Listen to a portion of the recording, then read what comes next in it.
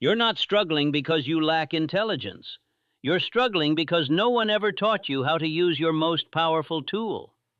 1. Speaking smart has nothing to do with big words. Let's destroy a myth right now. Most people think speaking intelligently means using complex vocabulary, academic language, sophisticated terminology. It doesn't. In fact, the opposite is true. The most powerful communicators in history didn't impress people with complexity. They moved people with clarity. Think about Martin Luther King Jr. He didn't say, "I envision a future characterized by racial equity and socioeconomic parity." He said, "I have a dream." 4 words. That changed the world. Tell the world what you intend to do, but first, show it. Clarity is not simplicity. Clarity is precision. It means knowing exactly what you want to say, and saying it in the fewest, most powerful words possible. When you speak with clarity, people don't just hear you, they feel you. And feeling is what makes people remember. Your voice. Right now, in the time it takes someone to hear your first sentence, they have already decided whether to trust you, respect you, or tune you out completely. Not based on your resume, not based on your credentials, based on how you sound. Princeton researchers found that people form judgments about a speaker's competence, confidence, and character within the first 500 milliseconds of hearing their voice. Half a second. That's not a conversation, that's a verdict. And here's what Napoleon Hill understood, long before the neuroscientists confirmed it. The way you speak is the way the world sees you. This video is going to change that, forever. 2. Your voice is a direct channel into someone's nervous system. This is not a metaphor, this is neuroscience. When you speak, your voice doesn't just carry words, it carries emotion, it carries energy, it carries intention. And the human brain, wired for survival, picks up on all of it. Harvard researchers found that tone of voice accounts for nearly 38% of how a message is received. The actual words? Only 7%.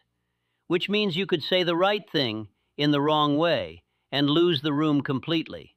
Your voice is a declaration of your thinking. Sharpen it like a sword, and it cuts through noise.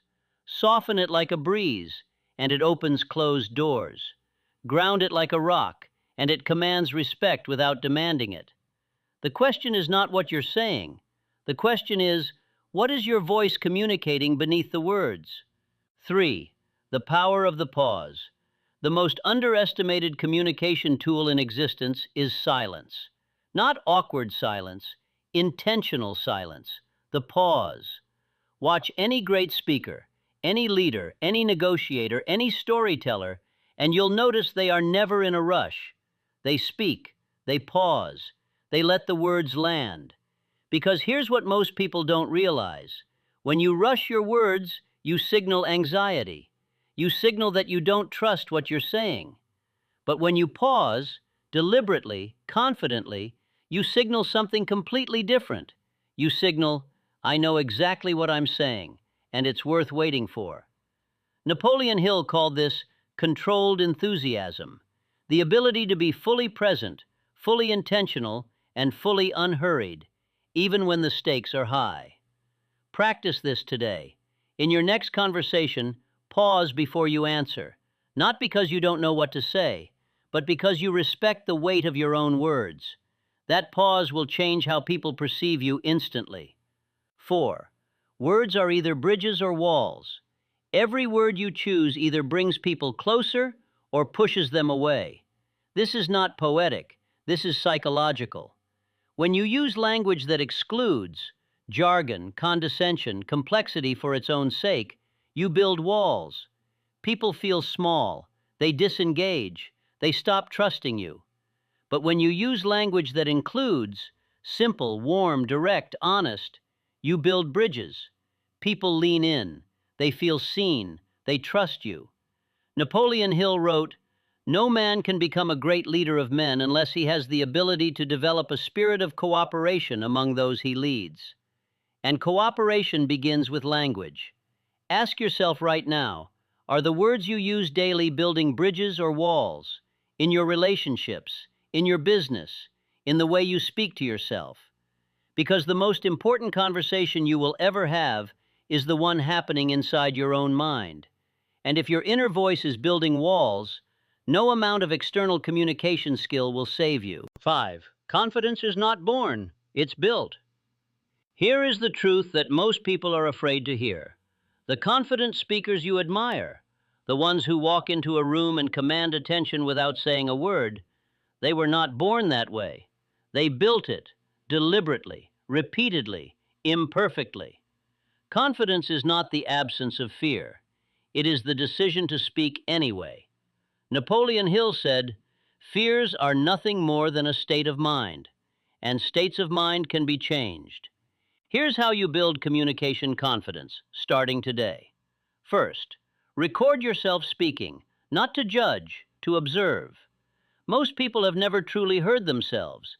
You cannot improve what you cannot see. Second, speak in low-stakes situations first. The cashier, the colleague, the stranger in the elevator.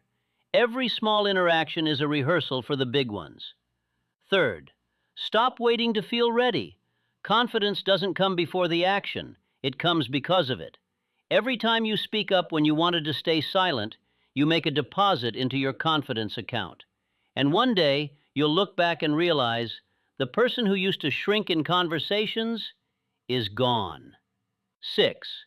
Authenticity is your greatest communication superpower.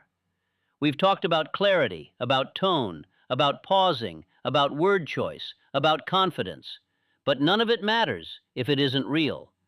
The most powerful communicators are not the most polished. They are the most genuine. Because people don't connect with perfection, they connect with truth.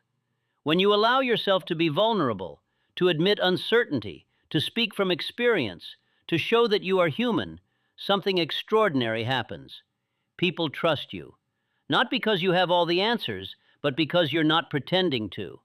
Napoleon Hill spent his entire life studying the greatest minds of his era, and the one quality he found in every truly influential person was this: they lived their message. Their words were not performances, they were extensions of who they actually were. That is the standard. Not to be a flawless speaker, but to be a truthful one. Speak from where you are. Speak from what you know. Speak from who you are becoming.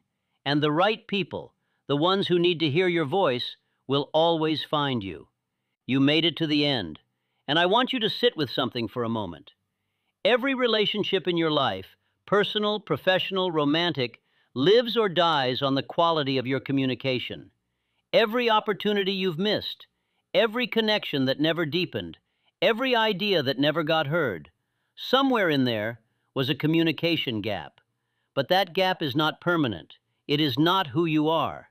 It is simply a skill you haven't fully developed yet. And skills can be learned, practiced, mastered. Napoleon Hill gave us the blueprint. The rest is up to you. Speak with clarity, speak with intention, speak with courage, and above all, speak with truth. Because the world doesn't need more noise. It needs your voice. The way you speak is the way the world sees you. Choose your words like they're opening doors, because they are. This isn't a moment. It's a lifestyle. Hit the like, subscribe for more, and share with someone you like.